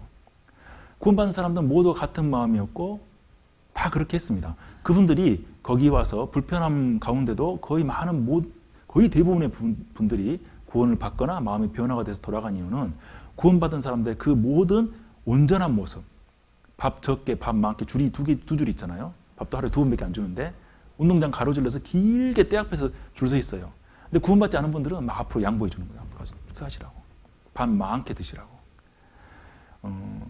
그 봉사하고 땀 흘리는 모습들, 사실 지금도 그런 모습들이 있어요. 어떤 분이 그랬다고 그러시잖아요. 야, 나 데리고 오면 교회에서 돈 얼마 주냐라고 물어보셨대요. 뭘 얼마 줘요? 제가 아버님 이거 회비 끊어가지고 온 겁니다. 제 회비도 제가 끊었어요. 야, 그럼 저기 저 노란 조끼 입고 일하는 사람들 얼마씩 받고 일하냐? 무슨 말씀이세요? 저분들 자기 교통비, 회비 내 가지고 와서 자원하는 마음으로 봉사하는 거예요. 저분 중에 판사도 있고요, 의사도 있고, 변호사도 있고, 공무원들, 학교 선생님들 많아요. 그래? 어떻게 그런 일이 있을 수 있지? 그러니까 3박 4일 동안 그걸 보고 마음이 닫혀 있다가 마지막 날 마음이 열리는 거예요. 마지막 날 쭉 보고 나서 다툼도 없고 자원에서 일하는데 본인 돈을 들여서 본인이 왜 고생하고 있을까? 밖에서 아주 괜찮은 일을 하는 분들이 왜 저기서 지저분하게 이걸 하고 있을까? 그 마음이 열려가지고 마지막 날 상담하는 데 와가지고 1일차부터 해달라고 하시는 분들이 계셔요. 그것이 그들의 마음을 여는 겁니다. 그게 우리의 모습이잖아요. 온전하게 매는 띠예요. 우리 눈에 거슬리는 것들, 그런 것들이 많이 있지만 그것들을 사랑으로 덮어줄 때 이방인들은 주님께 영광을 돌리게 됩니다. 자, 이제 모였습니다. 동물이 들어왔습니다. 동물이 들어오면은 어떻게 될까요? 동물들이 막 밀려 들어와요. 막 들어옵니다. 그럼 어떻게 될까요? 어떻게 해야 될까요? 이것을 들어가고 싶은 대로 들어가라 할까요? 이 교회의 또 하나의 비밀입니다. 야, 너희들이 좋은 데 앉아. 들어가서 자리 잡아. 그럼 편하겠죠? 코끼리가 만약에 저 1, 2, 3층에 있는데 3층으로 갔어요. 기린, 하마, 큰 것들, 멧돼지 이런 것들이 3층으로 왔어요. 그리고 작은 동물들이 1층에 갔습니다. 그럼 배가 위험합니다. 그렇죠? 잘 아시죠? 배는 무거운 게 밑에 있어야 안정적이잖아요. 그러면 코끼리, 큰 콧불소, 하마 이런 것들은 1층에 가야 돼요. 노아가 그렇게 보내는 겁니다. 가벼운 뭐 토끼, 고양이, 새, 곤충 이런 것들은 맨 꼭대기층에 보내는 겁니다. 자, 배는요 상중하 3층으로 되어 있는데 그 위치를 잘 배분해 줘야 돼요. 교회가 그와 같습니다. 우리가 어떤 일을 하는 게 내가 뭔가 부족하고 뭐가 나빠서 그런 게 아니에요. 코끼리나 하마나 그런 덩치 큰 것들이 뭔가 저 가벼운 동물보다 뭐 못해서 그렇게 탁하고 어둡고 냄새나는 밑에 층에 있는 게 아닙니다. 그 동물들이 거기 있어야 배가 안정적인 것처럼 교회도 어떤 분이 임원을 합니다. 그분이 훨씬 인격적으로 뛰어나서가 아니에요. 믿음이 더 좋아서가 아닙니다. 때로는 그분이 그 자리에 있을 때 교회가 안정적이기 때문에 그렇습니다. 어떤 분이 사회에서 많이 배웠고 훌륭한 분인데 교회에서 기껏해야 뭐 환경미화부 이런 데서 봉사하고 있습니다. 그분이 뭘 잘못하고 뭐 능력이 없어서가 아니에요. 오히려 그분이 그때 거기 있는 게 교회가 훨씬 안정적이고 더 좋기 때문에 거기에 주시는 거예요. 우리는 학교에서 교회 학교에서 아이들을 가르치고 찬양대에서 봉사를 합니다. 우리가 교육학을 배웠기 때문에 교사하는 게 아니죠. 우리가 성악을 전공했기 때문에 찬양대 하는 게 아니에요. 가끔 우리가 이제 봉사부서 교제하다 보면 그런 게 있습니다. 저는 애들이 너무 이뻐요. 그래서 유치부 교사를 하고 싶습니다. 그런 분들은 어떻게 합니까? 찬양대로 보내잖아요. 어떤 분은 노래가 너무 좋아요. 노래 부르는 게 너무 좋아요. 그럼 찬양대 안 보냅니다. 왜냐하면은 그것이 주님의 영광을 나타낼 수 있기 때문에 그렇습니다. 찬양을 잘 모르는데 수조부하고 앞에 서는 거 수조부하는데 찬양대 가서 3년 4년 안 빠지고 연습하고 열심히 같이 봉사했더니 이제는 제법 화음을 맞추고 그분의 얼굴이 밝아지고 그것을 볼 때 우리가 마음이 기뻐지잖아요. 우리가 만약에 우리 육신에 가지고 있는 취향이나 성격 또는 어떤 선호도를 가지고 교회에 봉사한다면은 우리는 매일 아름다운 찬송과 특송을 들으면서도 한 명도 구원받지 못한 전도 집회를 할 수가 있습니다. 우리는 아주 세련된 교육적인 기법을 가지고 아이들을 가르치지만 아이들이 한 명도 변화되지 않을 수 있어요. 우리가 정말 좋은 솜씨로 주방에서 요리를 하지만 그 주방에서 아무도 은혜를 못 느낄 수도 있습니다. 우리가 원하는 대로 교회에서 어떤 일을 하는 것들, 출애굽 당시에 3,000명이 죽었잖아요. 3,000명이 죽는 사건이 금송아지 만들어서 죽었습니다. 시내산 밑에서 모세를 기다리다가 그들이 뭐라고 했냐면은 우리를 구원하여 낸 사람 이 모세는 어찌 됐는 우리가 알 수 없다. 그러니까 아론 당신이 우리를 인도할 신을 만들어 달라고 말합니다. 눈에 보이지 않고 좀 답답하고 좀 신뢰가 가지 않는 사람은 바꾸고 본인들이 선택할 수 있다고 생각하는 것. 이것이 교회에서 큰 오해 중에 하나입니다. 그들은 계속 그런 말을 했습니다. 우리가 한 장관을 세워서 애굽으로 돌아가자라고 민수기에서 얘기를 해요. 한 장관을. 모세 이 사람은 늘 뭐 하나님 시킨 대로 그냥 고지곧대로 고지식하게 유도리도 없이 그렇게 가니까 이런 사람 말고 우리 마음에 맞는 지혜로운 사람, 한 사람 우리가 선정해서 장관으로 세워서 저 애굽 땅으로 돌아가자. 그렇죠. 우리가 교제할 때 불편할 수 있어요. 아유, 우리 구역장님 좀 다른 분이 구역장님 좋겠습니다. 저 구역 바꿔주세요. 연말이 다가오는데 저 그냥 저 울진교회로 갈까 봐요. 이 교회는 안 맞아요. 우리 저기 목사님 5년 되셨는데 가끔 이런 생각들 혹시 하실 적이 있습니까? 하나님이 필요하시기 때문에 우리 거기 있는 겁니다.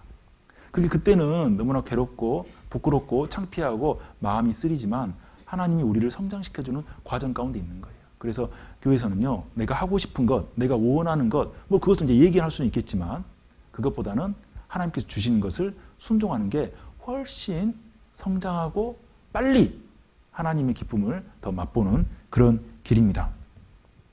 고린도전서 14장을 보시겠습니다.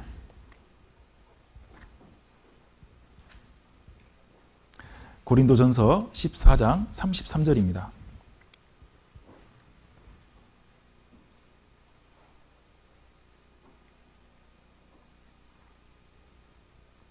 고린도전서 14장 33절 함께 읽으시겠습니다.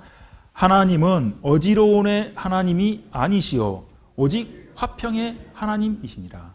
제가 이 말씀을 자세히 읽기 전까지 이 말씀을 그냥 떠오를 때는 이렇게 생각했습니다. 하나님은 어지러움의 하나님이 아니시오 질서의 하나님이라 라고 저도 모르게 생각을 했습니다. 근데 정확한 표현으로 화평이에요. 그렇죠. 하나님께서는 세상을 창조하실 때도 질서, 순서를 가지고 창조하셨어요. 동물들을 만들 때도 각각 다 다르게 이 특성에 맞게 따로 만드셨습니다. 우리를 부르실 때도 마찬가지입니다. 교회를 운영하시는 것도 마찬가지예요.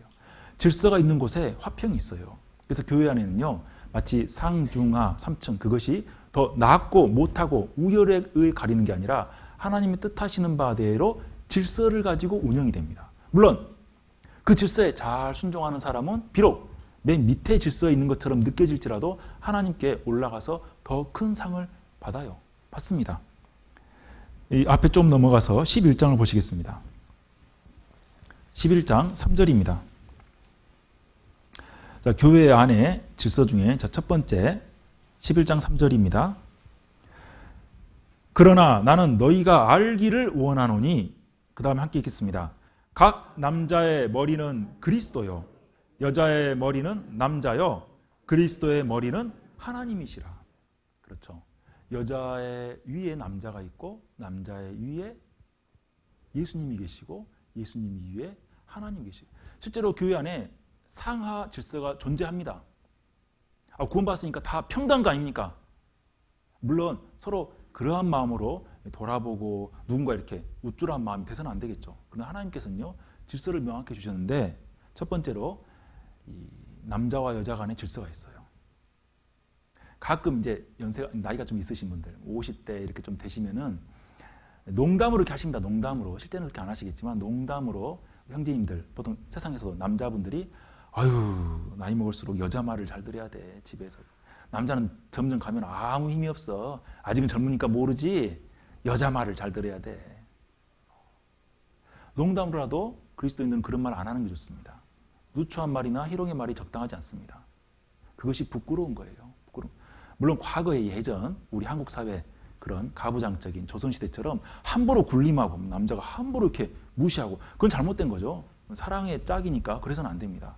그런데 이 바뀌었어요. 교회에서 어디 해외 선교 헌금 마련한다고 합니다. 나 저번에 작정한 것도 아직 빚 덜 갚았는데 어떡하지? 형제님이 눈치를 봐요. 자매님이 눈치를 봅니다. 어떻게 할까 말까? 얼마나 할까? 조금만 할까? 아니, 지금 내년에 애들 대학 가고 지금 빚도 남았고 지금 지금 집도 지금 바꾸기로 했는데 무슨 선교 헌금을 이렇게 많이 하냐고, 그냥 조금만 하라고. 그렇지? 그게 낫겠지? 이것이 하나님 앞에 잘못된 모습입니다. 물론 자매님들이 훨씬 이성적이에요. 살림을 잘 하시고 더 잘 계산을 하셔요. 그러니까 자매님 말씀들을 들으면은 실질적인 부분에서는 이익입니다. 그러나 그 가정에 하나님이 복을 주실까요? 그렇지 않습니다. 하나님이 내리신 복이 없어요. 복이 없습니다. 설령 구원받지 않은 남편이라도 신앙을 포기하라는 것 외에는 남편 말에 순종하는 게 하나님의 질서에 맞습니다. 하나님의 질서에 맞아요. 그것이 우리 교회 안에 또 우리 믿음 가운데 존재하는 실질적인 질서 중에 하나입니다. 또 12장 보시겠습니다. 12장 28절입니다.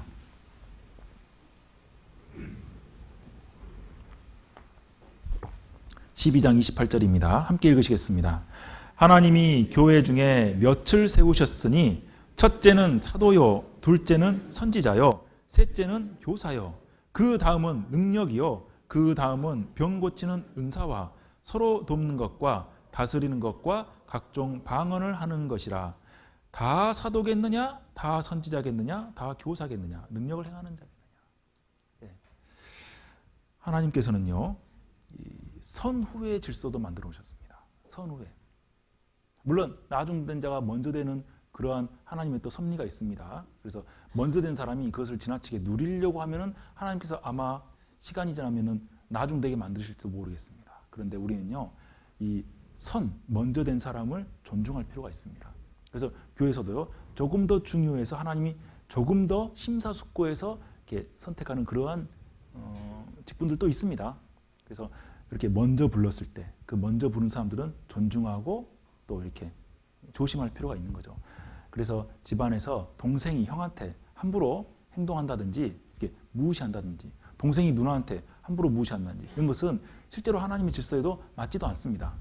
그리고 봉사를 찬양대 교회 가시는데 그분이 조금 성실성이 부족하다 하더라도 이제 막 들어온 신입 우리 봉사 부원은 그분들의 말을 경청할 필요가 있어요. 그동안 수년간 고생했던 여러 가지 경험들이 있기 때문에 예 하고 귀담아 들을 필요도 있습니다. 하나님이 그 자리를 바꾸시기 전까지는 그렇지 먼저 수고했던 사람들. 그래서 저도 이제 전 전도인이 나이가 40이 좀 넘어서 전도인으로 들어왔습니다. 들어왔더니 옛날에 제 교회학교 분반 제자가 이미 전도인이 한 2, 3년 전에 돼 있는 그런 경우도 있습니다. 30대 초반에 전도인도 되는 경우 있잖아요. 저는 깍듯이 했어요. 깍듯이. 왜? 전도인으로 돼서 형제로 있을 때는 느끼지 못한 어려움을 벌써 한 2, 3년 먼저 겪었잖아요. 그래서 저는 그냥 깍듯이 했습니다. 실제로 마음에 그 얘기하는 걸 귀담아 들으려고 했어요. 겉모습이야 그냥 좀 편하게 지낸다 하더라도 귀담아 분명히 먼저 경험하신 어떤 게 있으니까. 저는 전도인이 된 지 아직 얼마 안 됐어요. 10년이 아직 안 됐습니다. 채 안 됐는데요. 아직도 부사역자로 있습니다. 그래서 담임으로 여기 울릉도 지금 계시는 우리 연금열 목사님은 저랑 전도인 같이 같은 달에 된 동기인데요. 옛날 제 제자였죠. 근데 먼저 담임을 맡았어요. 벌써 1년 정도 담임을 하고 있습니다. 그래서 그 가끔씩 하는 얘기 귀를 기울여요. 그 어려움이 있겠다. 나는 생각지도 못하고 그냥 추측만 할 뿐이지 경험하지 못한 것을 지금 경험하고 있구나. 그런 어려움이 있겠다. 먼저 하나님께 부른 사람은 하나님 그 이유가 있습니다. 여기 계시는 분들 중에 부모님 말을 혹시 무시하는 분이 계십니까? 혹시 시어머니나 또는 시부모님, 장모님, 장인들의 말을 혹시 무시하는 마음이 혹시 드십니까? 아니에요. 인생을 먼저 사신 만큼 또 교회에서 더 오래 봉사하신 만큼 그 나오는 얘기를 존중하고 귀담아 들을 필요가 있습니다. 그것이 교회에 존재하는 실질적인 질서입니다. 14장을 보시겠습니다. 14장 27절입니다.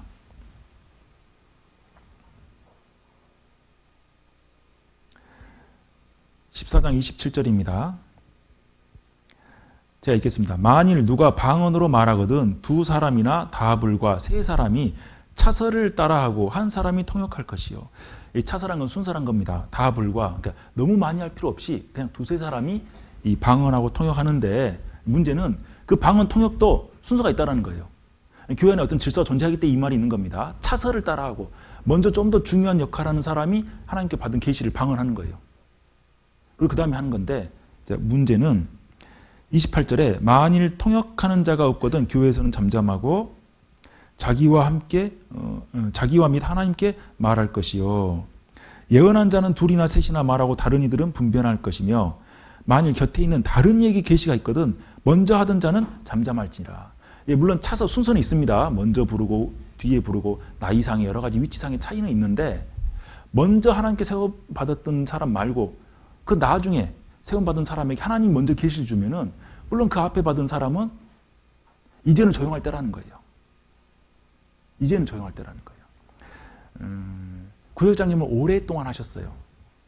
그런데 이분이 이제 구역 총무님, 부구역장님이 되시고 아직 나이도 어리고 얼마 경험이 없는 분이 이제 구역장님 되셨습니다. 그럼 이 예전의 구역장님은 아는 게 많잖아요. 구역 모임 이렇게 인도해야 되고 일단 이렇게 신방 가야 되고 이렇게 연락해야 되고 지금 미숙한 게 보이는 거잖아요. 근데 그것을 좀 참을 필요가 있습니다. 이 구역장님이 좀 더 능숙해지고 스스로 깨달아가고 발전할 때까지 옆에서 기도해주고 조용히 돕고 그 옆에서 함께하는 것, 사실 그것이 질서를 알고 있는 겁니다. 내가 먼저 구역장 했었고 오랫동안 교회 봉사했었고 내가 얼마나 많이 하는데 이게 좀 이렇게 해가지고 되겠냐고 이런 말을 해서는 안 되는 거죠. 그것이 정말로 사랑하는 마음에 지켜지는 사랑의 질서라고 할 수 있습니다. 14장 40절을 보시겠습니다.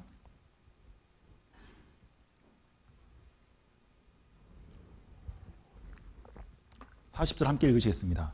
모든 것을 적당하게 하고 질서대로 하라. 예. 적당하게 한다는 것은 대충 하라는 게 아니죠. 적절하게, 적합하게. 질서가 잘 갖춰졌을 때 서로 다툼이 생기지 않습니다. 그래서 우리가 운전할 때 차선을 잘 지키는 이유가 그겁니다. 이 차선을 지키면 서로 사고가 나지 않잖아요. 뭐 이 차가 더 먼저 가야 될 그런 신호가 있으면 이 차가 저보다 우월하거나 똑똑하거나 잘난 사람이어서 그런 게 아니에요. 그게 서로 간에 사고 나지 않기 때문에 서로 양보해주고 어떤 차가 모르고 이렇게 제 차선으로 들어오면 저는 좀 속력을 줄여주는 거예요. 그렇게 적절하게 서로 질서를 유지하는 것, 그것이 교회가 온전하게 되는 방법입니다. 자, 우리는 지금 교회 얘기를 하고 있습니다. 다시 노아의 방주로 가볼까요? 노아의 방주 가운데 그렇게 이제 여러 가지 희한한 동물들이 다 모였습니다. 노아가 당황했어요. 상중하 3층으로 있으니까 이 동물들 먹이도 줘야 되고 물도 갖다 줘야 되고 또 뭐 배설물도 있을 거 아니에요. 코끼리 똥 싸면 얼마나 클까요? 이런 것들이 막 나옵니다. 자, 1년 동안 거기 있으면 그거 놔둘 수 없으니까 치워야 되죠? 치워야 되잖아요. 누가 치웁니까? 8명 식구가 치우는 거예요. 맨 밑에 층에는 많이 먹고 많이 싸는 동물들이 있을 거예요. 무겁고. 아마 노아가 아들들한테 역할을 맡아주지 않았을까요? 제일 힘센 큰아들 1층 맡아, 둘째 아들 2층, 막내 3층. 다 3층 하고 싶겠죠. 조금 먹고 조금 싸는 애들. 그 더러운 것들, 냄새나는 것들 매일 그 어두운 데서, 답답한 데서 언제나 이게 끝날까 이제 어깨에 메고 사다리 타고 올라가는 거예요. 어디다 버립니까?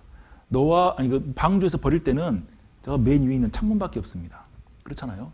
창문으로 밖에 버릴 수밖에 없는 거예요. 물론 그런 내용은 성경에 안 나왔습니다. 여러분들 생각해보면 그렇다 이거예요. 창문, 천장 거의 가까이 있는 창문 매일 가는 겁니다. 첫째 아들 부부가 더러운 것들 어깨에 메고 계단으로 올라가면 둘째 아들은 좀 편해 보여. 벌써 일 끝내고 쉬고 있네. 셋째 아들은 맨날 놀고 있어요. 올라가는 거예요. 그 창문을 탁 엽니다. 그럼 뭐가 보입니까? 하늘이 보여요. 그렇죠. 비가 다 그치고 너무나 파랗고 예쁜 하늘. 점점 저 산 꼭대기가 올라오기 시작합니다. 언제쯤 끝나겠구나. 물이 줄어들고 있네. 그렇죠. 열심히 일하다가 한 번씩 창문을 열었을 때 나오는 그 시원하고 감사가 되고 마음에 기쁨을 갖는 것, 그것이 소망이라는 겁니다. 우리가 서로 믿음을 가지고 사랑을 하는데 소망이 없다면 우리는 지칠 거예요. 우리가 주님 앞에 가서 모든 것을 보상받는다는 그러한 믿음이 없다면, 실제로 그러한 사실이 없다면 우리가 양보를 하는데 때로는 억울할 수 있습니다. 왜 저 사람은 항상 큰 소리치고 나는 항상 참아야 될까? 왜 셋째 아들은 맨날 저렇게 쉬운 일하고 큰아들이라고 나는 여기서 이 모든 굳은 일을 다 해야 될까? 우리가 명절에 가족들을 만나게 되면은 다 대충 하는 것 같아요. 근데 구원받았다고 해서 제일 경제적 여유도 없는데 우리 집이 구원받은 가족이니까 부모님한테 그래도 제일 잘합니다. 왜? 전도해야 되니까. 다른 형제가들은 왔다가 말만 하고 가는 것 같아요. 왜 나만 이렇게 할까? 내가 제일 가난한데 내가 제일 어렵게 사는데 왜 부모님이 어려운 일이 있으면 나한테만 연락하고 다른 형제간들은 모른 척할까? 그런데 우린 소망이 있습니다.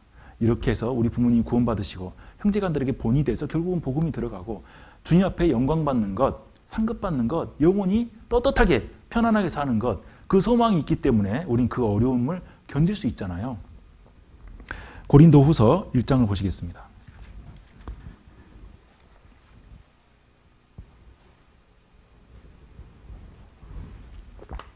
1장 7절입니다. 1장 7절 함께 읽으시겠습니다. 너희를 위한 우리의 소망이 견고함은 너희가 고난에 참여하는 자가 된 것 같이 위로에도 그러할 줄을 알미라. 예. 고난에 참여한 만큼 위로받고 그리고 주님 앞에 결국 모든 것을 보상받을 것이라는 믿음, 그것을 소망이라고 합니다. 소망이 혹시 약해질 때가 있습니까? 우리 전도 집회 들으면 마지막 복음 들을 때 그렇지, 내가 구원받을 때 너무나 감사했지. 그리고 말씀 듣고 교제하고 땀 흘릴 때 그래, 지금은 이렇게 지금 고되지만 하나님 앞에 이 모든 걸 다 받을 거야. 다 받습니다. 고린도전서 13장 보실까요? 고린도전서 13장은 사랑장이죠. 사랑장으로 우리가 알고 있습니다. 이 사랑장에 소망이 나와 있습니다. 12절입니다. 고린도전서 13장 12절 함께 읽으시겠습니다. 우리가 이제는 거울로 보는 것 같이 희미하나 그때에는 얼굴과 얼굴을 대하여 볼 것이요 이제는 내가 부분적으로 아나 그때에는 주께서 나를 아신 것 같이 내가 온전히 알리라. 그때가 언제입니까? 우리가 올라갈 때. 그렇죠? 이 앞에 사랑에 대해서 나오는데요. 사랑의 모습이 뭐냐? 결국은 오래 참고 모든 걸 견디느니라 라고 되어 있습니다. 이게 고통스러운 거예요. 사실은 고통스러운 겁니다. 이게 어려운 겁니다. 사랑이. 근데 그렇게 사랑할 수 있는 이유는 우리가 나중에 올라가서 이 희미하지 않고 명확하게 아는 그 순간을 기다리기 때문에 가능하다는 거예요. 지금은 누가 상을 더 많이 받을지 모릅니다. 지금은 앞에서 임원으로 봉사하신 분이 상을 많이 받을지 아니면 조용히 뒤에서 이렇게 묵묵히 뒤에서 일하는 분이 상을 받을지 전도를 많이 하는 분이 상을 받을지 아니면 잘 이렇게 돌보는 분이 상을 받을지 전도인이 상을 많이 받을지 아니면 다른 우리 형제자매님들 어르신이 상을 받을지 우린 희미합니다. 알 것 같다가도 모르겠고 이게 알 수가 없습니다. 그것이 옛날 청동 거울로 보는 것처럼 희미한 거예요. 그냥 나름대로 추측을 가지고 살아가는 겁니다. 그런데 주님 앞에 가게 되면은 완벽해져요. 우린 신령한 몸으로 변하게 되니까요. 주께서 나를 아신 것 같이 우리가 온전히 압니다. 예수님께서 우리 속 마음을 다 들여다보시고 과거에 살아왔던 과정을 다 아시는 것처럼 우리가 올라가잖아요. 그럼 다 알아요. 다 압니다. 제가 어떤 마음으로 인생을 살아왔는지 그때 교제 때 내가 아파서 못 간다는데 실은 집에서 그냥 귀찮아서 TV 보고 놀았는지 악수할 때 반갑게 웃으면서 악수했지만 내 마음에 그분을 얼마나 미워하고 서운해했는지 근데 그것을 그때 가서 다 알게 됩니다. 시간은 영원하니까 충분합니다. 상대방도 내 마음을 다 알게 되고 나도 상대방 마음을 다 알게 됩니다. 부끄러움이 있어서는 안 되겠죠. 우리는 그날이 때로는 두렵기도 하고 때로는 소망이 됩니다.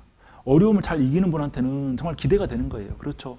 내가 이렇게 무시를 당하면서도 내가 꾹 참고 봉사하고 내 자리를 지키는 것을 그때는 다 알게 되겠지. 나는 전혀 나쁜 의도 말한 적 없는데 누군가가 내 말을 잘못해가지고 오해가 생길 때 그렇지. 그때 영원히 쉬는 그 순간에는 모든 오해가 풀려서 나를 이해하고 좋아해 주겠지.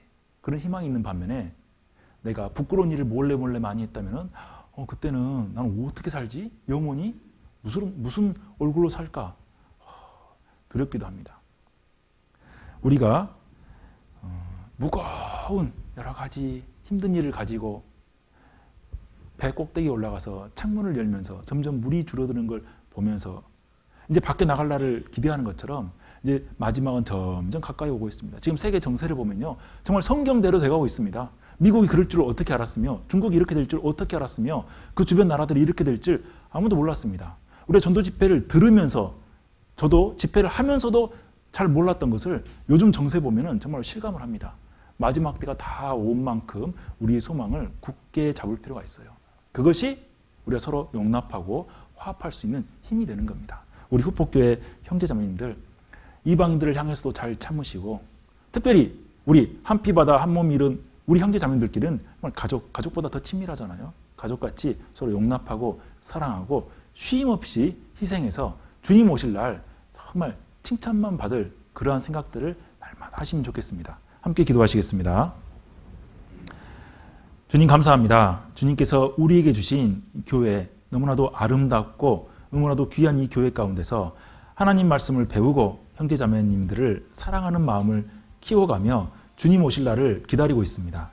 우리의 소망이 희미해지지 아니하고 더욱더 굳건해지고 견고해져서 주님 오실 때까지 그 소망을 붙잡고 잘 견뎌나갈 수 있도록 도와주옵소서. 우리를 사랑하시는 예수 그리스도 이름 받들어 감사하며 기도드렸습니다. 아멘.